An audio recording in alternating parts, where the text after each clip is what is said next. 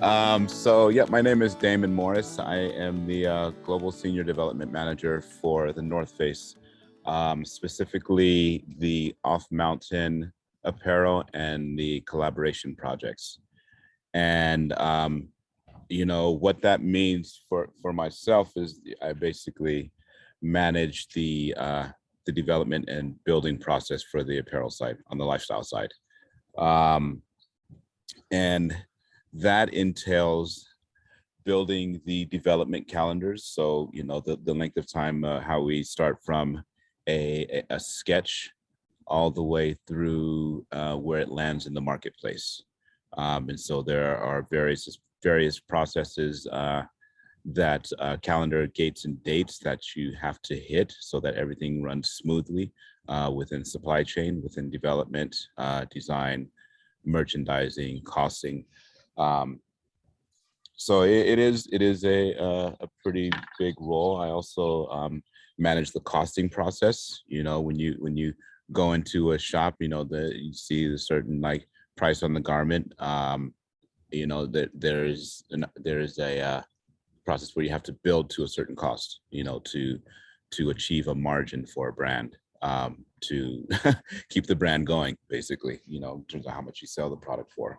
And there's a lot of intricacies in that, all the different details that you see on a garment, from the zipper pulls to the mesh linings to the fabric itself.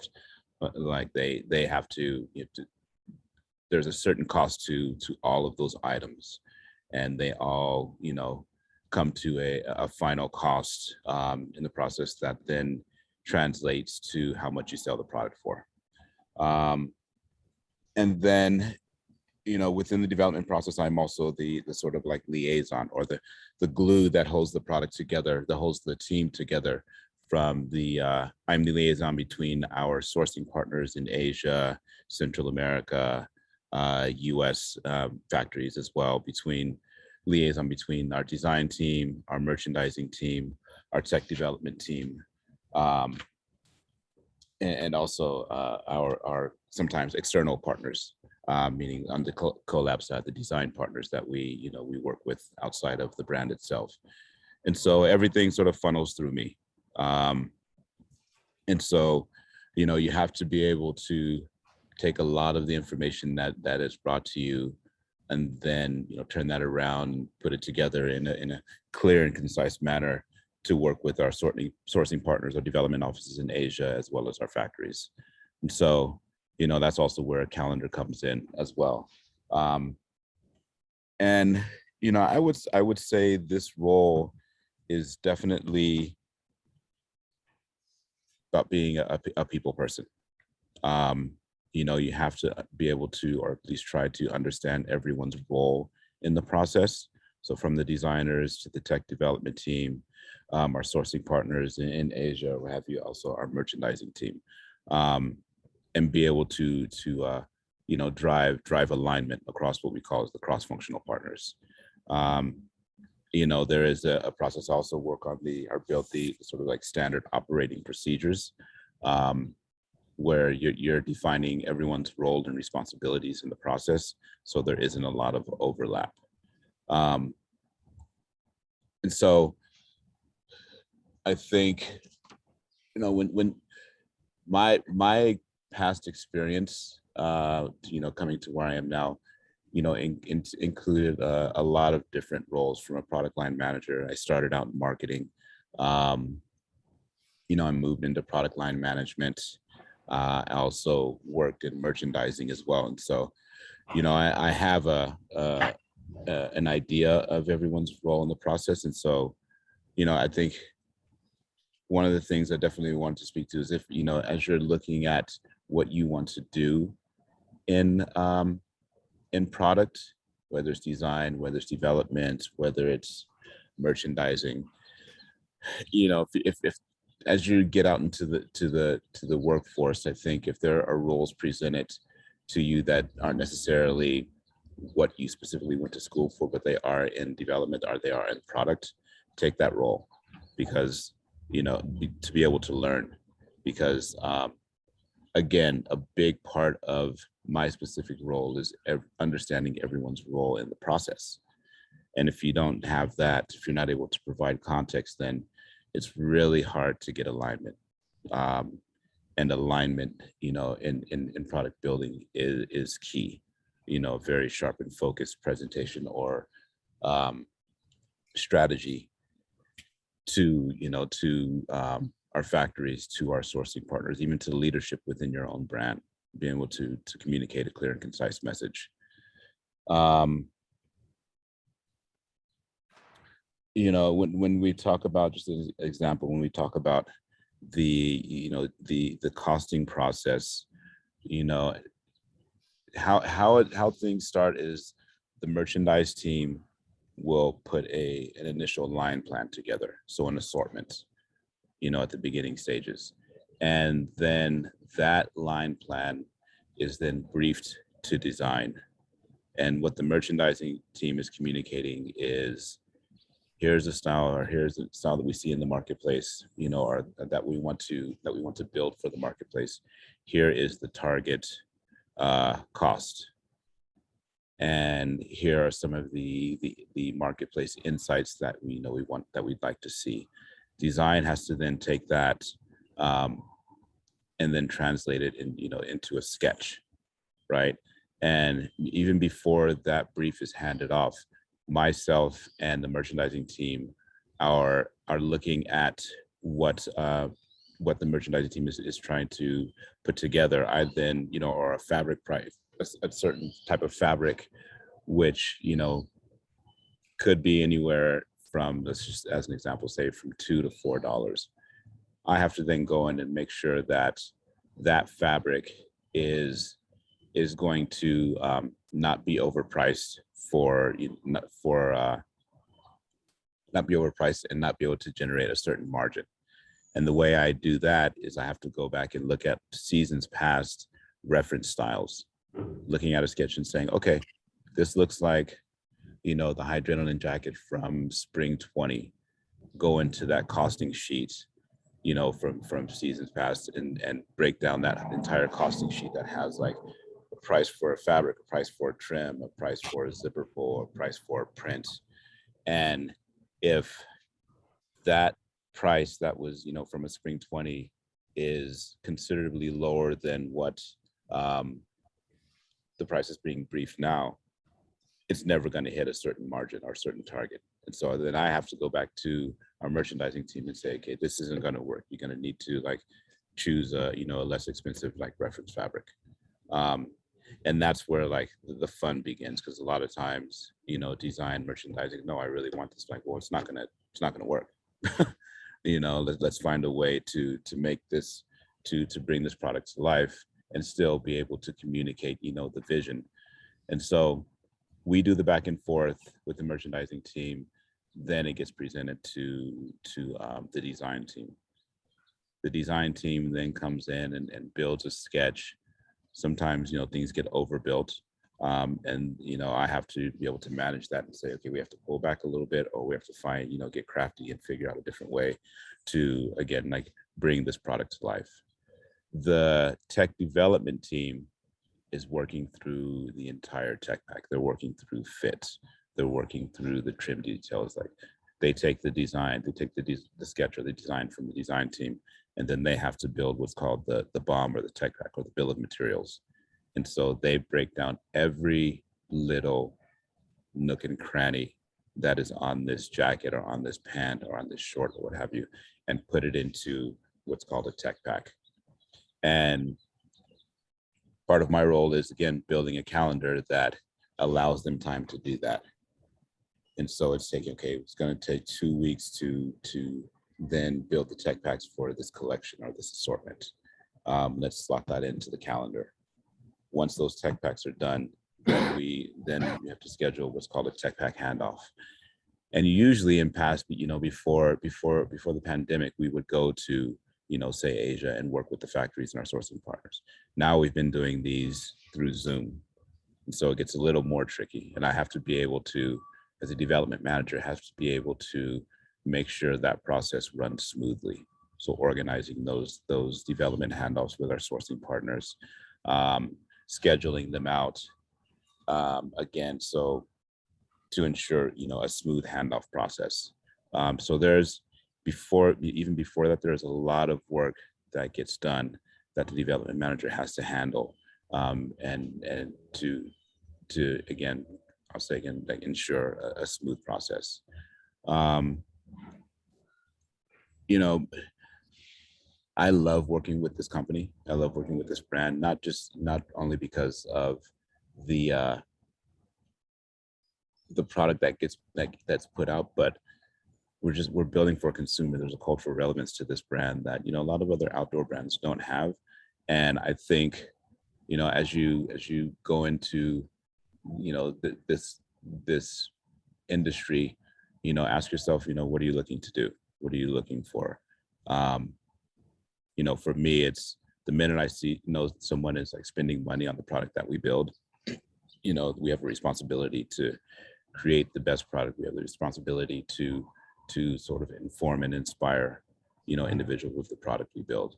And so that's where I am in my role. I am a true advocate for our cross-functional partners, and also reminding them why we're doing what we do. And again, that's why I go back to roles that are presented to you, might not be specific to what you went to school for, what you're looking for, but if they're in the industry, think about taking those roles and think about how they're going to get you to where, what the path is going to look like, how they're going to get you to where you want to be. Because in the end, you're going to be working with multiple people from multiple backgrounds doing multiple things. And you have to be able to understand that person's, role in the process. And so, I think that's pretty much it. I'd like to really just do the back and forth, hear any questions you guys have. Do we have any questions right off the bat? I've got a couple, but you've got a great background, so I'd love to have your insight to it. Is there anyone that has one right off the bat? All right, so I was going to ask, because we kind of talked to him about product line management, design and development. Are there things that, from a development standpoint, that you wish that your product line managers and your designers did to make developers' lives easier? Already, like right off that loaded question. No, not every designer.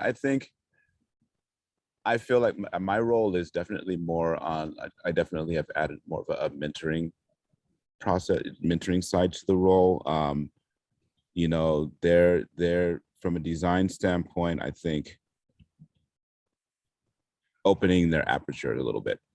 Not everything is like, not at times it can be really narrow-minded. It has to be like this, and I understand that, but I think because the consumer is always changing and things are always moving forward, I think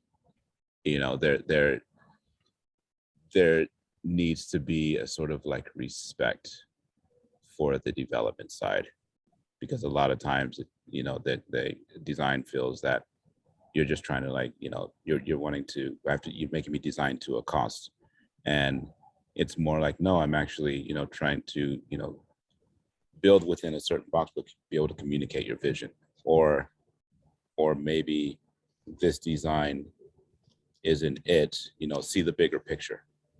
It's like, okay, you might not get to be able to design this certain way, but if you want to do that, let's make sure that we take care of take care of the business here, so that you're allowed to sort of go out a little bit and move forward, because you have to have portions of the line that are pushing the envelope a little bit, right? And so that isn't always going to be the volume driving styles. So let's take care of this side of the business with the volume driving styles, and then we can look at where you want to push forward. I think that, I had a conversation or interview the other day with a prospective designer, and I told him, straight up, like, I'm an advocate for you, but there are going to be parameters. So it's like, I'm challenging you to design within those parameters, because that's unless you have your own brand, like that's what's gonna that's how it's gonna be.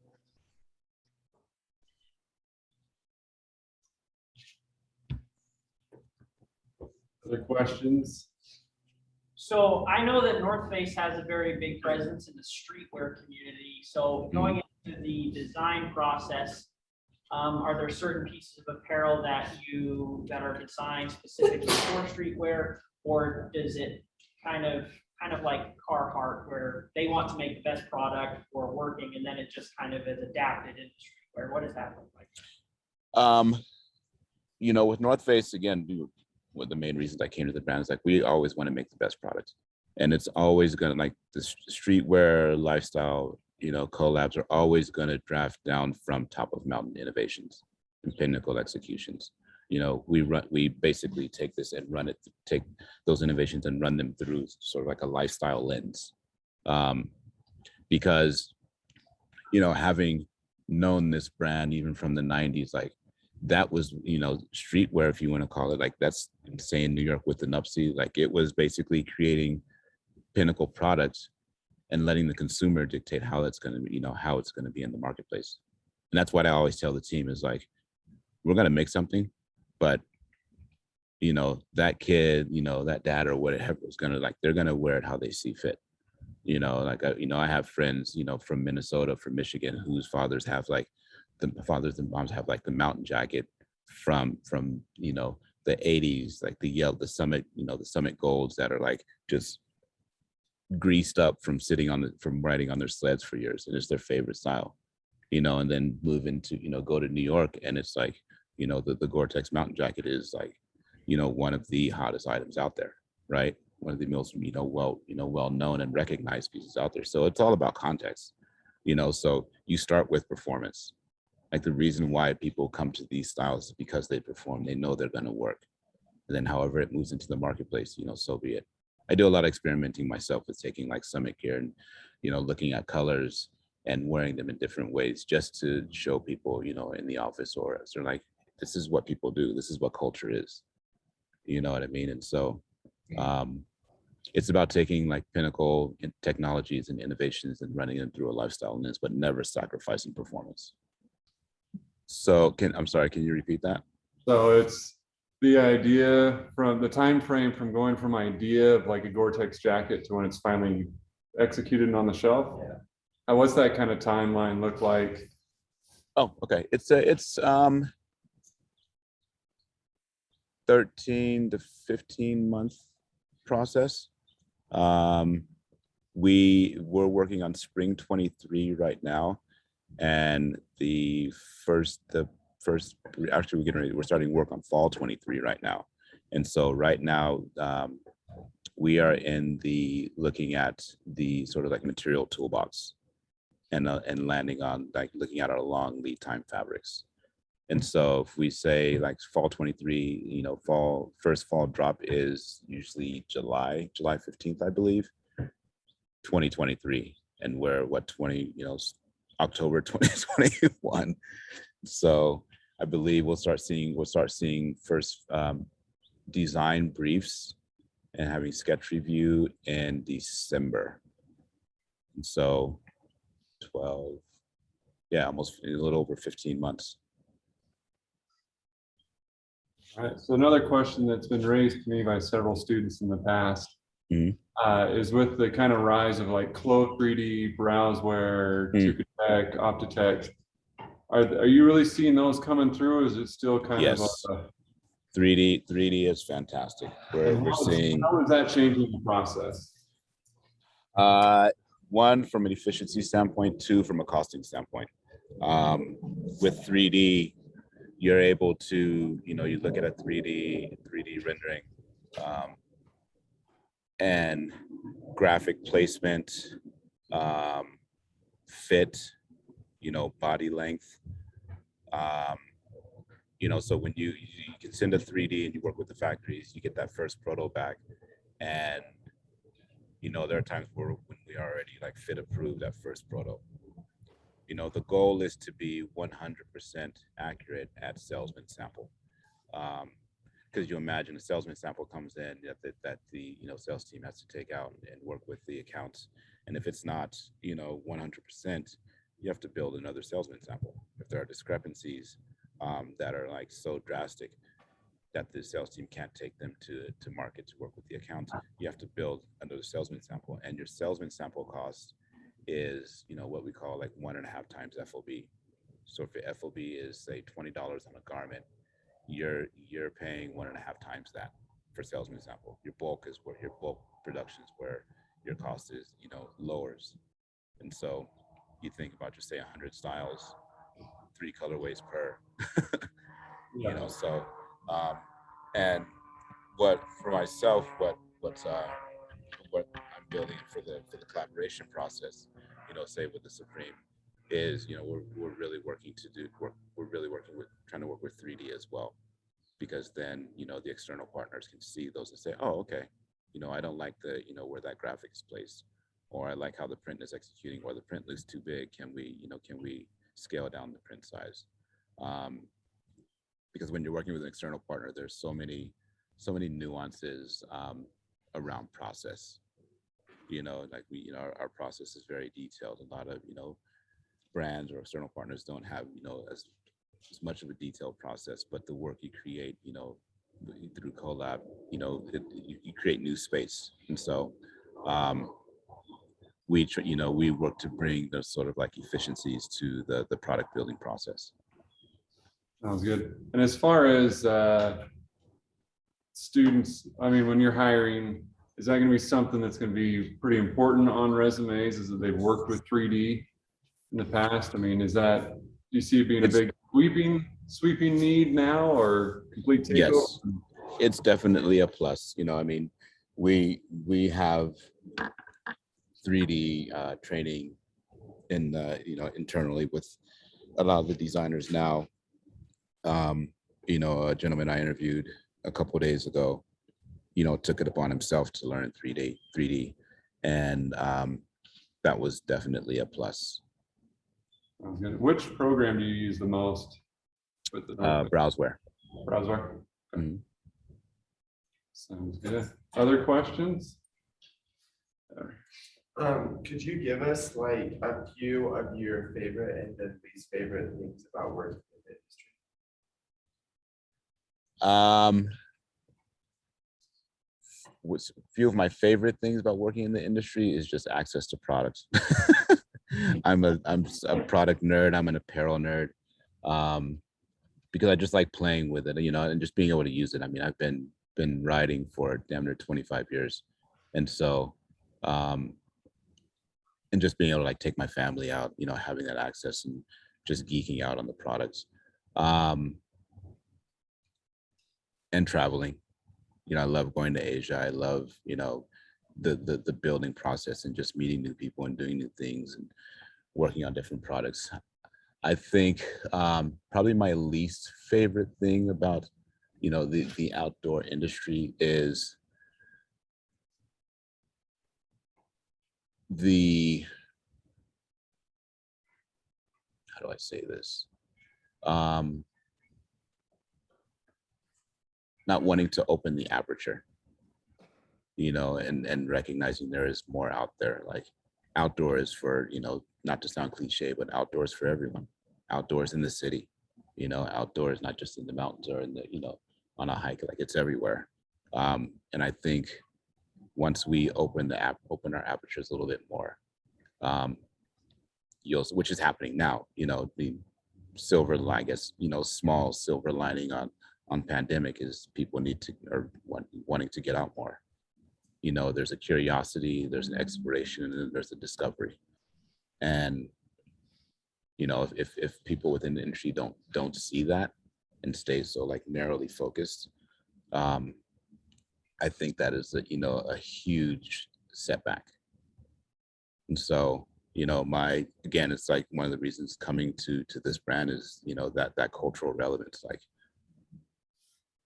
people like taking a piece and putting it, running it through their own lens, putting it in context, putting it in their own context. So yeah, that's definitely like my least favorite.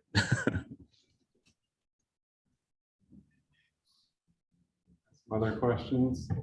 Thinking about them? Oh, right here, Angela. So what was like your timeline of coming into like the North Face company, and maybe like a piece of knowledge that you're grateful for that you learned during like your whole journey of coming into the company? I was my timeline. I'm going to date myself now. I started in marketing. First, we started a brand called Alphanumeric back in '98. I'm originally from San Diego, California. Had just left Vail. I spent 4.5 years in Vail, just writing, working. Probably the best thing to ever happen. And from Alphanumeric, I worked in marketing for Burton and helped to kick off Analog. That was until 2002. And then I moved, my future wife and I moved to the Bay Area. I'm a, like very avid golfer, and I went to start a small, golf brand, worked on a golf course for 2.5 years, realized you needed a lot of money to, to jump into that industry. And so 2004, a role presented itself in product management for Vans outerwear. And this is when VF had just acquired Vans. And that job was actually out of the North Face offices. And so it was a sort of like school of hard knocks going in from marketing to product management. And I knew I wanted to, like transition out of marketing because there wasn't really anything really tangible with marketing. But at the same time, being able to like understanding trends and understanding, having an understanding of like what makes people tick, right? I mean, I was a psychology major and music minor. And so when I was offered the role with Vans Outerwear, it was just 5 of us working in the North Face office. And I took illustrator classes. We would do the pre-lines with accounts like the REIs, the DSGs of the world. We worked with an external designer out of Wyoming where, back then it was like you get a print and you had to print it out on these 11 by 17 pages, tape them all together. And that's what you would send to, the factory, to the mill to like generate a print. And so it was very, and I was lucky enough to work with an insane tech developer, insane designer. And just like, I just soaked it all up. Right. And so that was probably the moment where, I said, this is what I want to do, but I also want to understand everyone's role in the process to be more effective in the industry, to be a more effective leader, to be able to provide, our cross-functional partners context. It wasn't going to be like, hey, go do this without like providing the why, right? And from there, I was working for Fox Racing, doing senior SMU merchandising, so really quick turn products. Working with the PacSuns, the Tillys, even the like TJ Maxx's of the world, looking at weekly sales reports to see like what is moving, trying to understand why that's moving, and then take that information back to the design team. Like, we need to create these graphics. This is what's checking right now. And so really getting an idea of like how that business side is running. And so from Fox in 2011, I went back to school and got offered a role at Nike.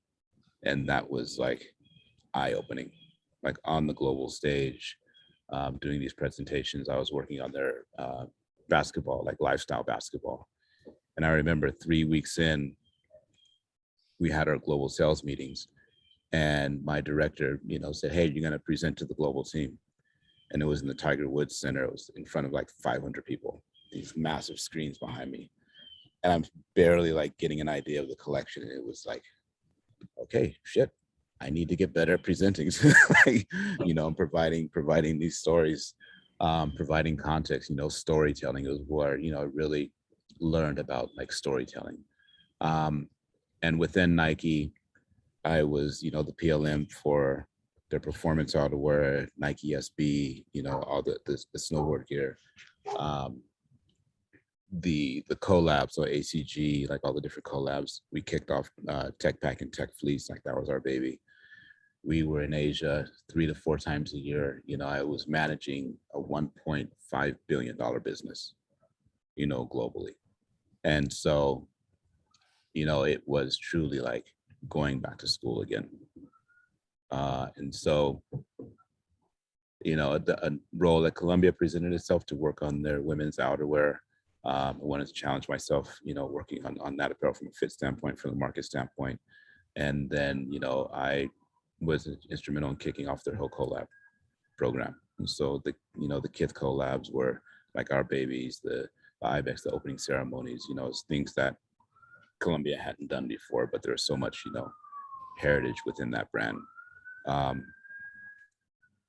And then I, you know, from Columbia, I decided to take a little break, and I went into helped a friend out working at a small fashion house with Dine. And so we had our showroom in London and in Italy. It was trips to our factories, trips to the different shows in Italy, Paris,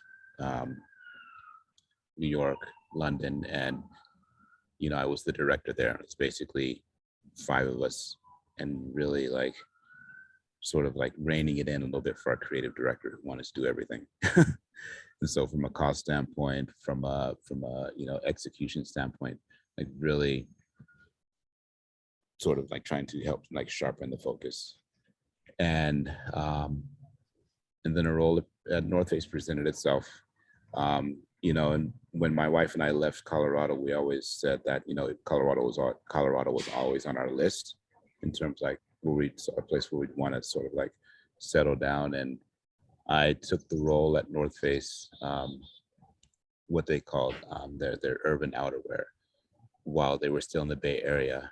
And I commuted from Portland to the Bay Area for 8 months, every Monday morning, 5:30 flight, fly back home Thursday or Friday day, because I was like, I'm not moving to San Francisco if we're gonna end up driving to Colorado. So, and this is where I am, you know. And so again, all the you know, the different roles were about understanding the product building process and understanding everyone's role in the process.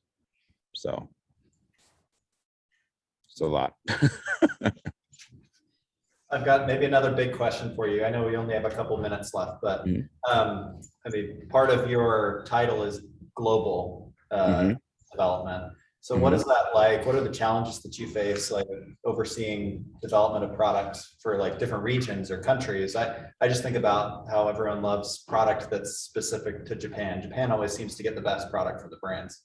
It's unique to that region. Like, what is that like working on regional product? It's awesome. I think, you know, I look at it as, how do we, you know, like how does that, you know, what's checking in Japan or what's checking in Europe, like how do we build that product, you know, for North America? North America is the biggest challenge. Like, I'm not gonna lie, it's the biggest challenge because you know, our design teams see, you know, what's happening in different regions, and they want to do that, but then, you know, the accounts in North America versus Europe, their needs are different. And so that makes it difficult, but that's the challenge.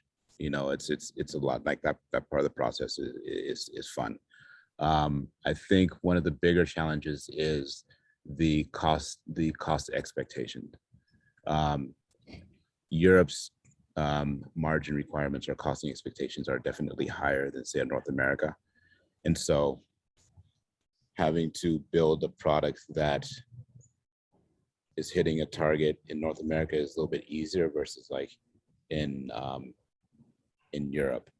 And so it's getting really like, it's getting crafty with like the makeup of the product that is able to work for both. And a lot of times like that's driven by volume. So the discussions I have are, okay, you guys want to do this, but in order to get our costing down, we need more volume. How important is this style or is this collection to, you know, your marketplace?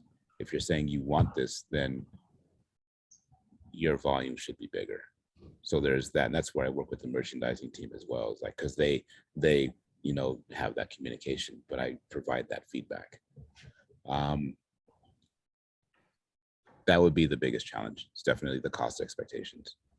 AP market, you know, our Asia Pacific market, they do, you know, amazing things, but a lot of times their volume isn't as big as well, because there's so many different regions within the AP market, right? There's Korea, there's Japan, there's South China. Like it's and the way that their accounts set up, you know, it's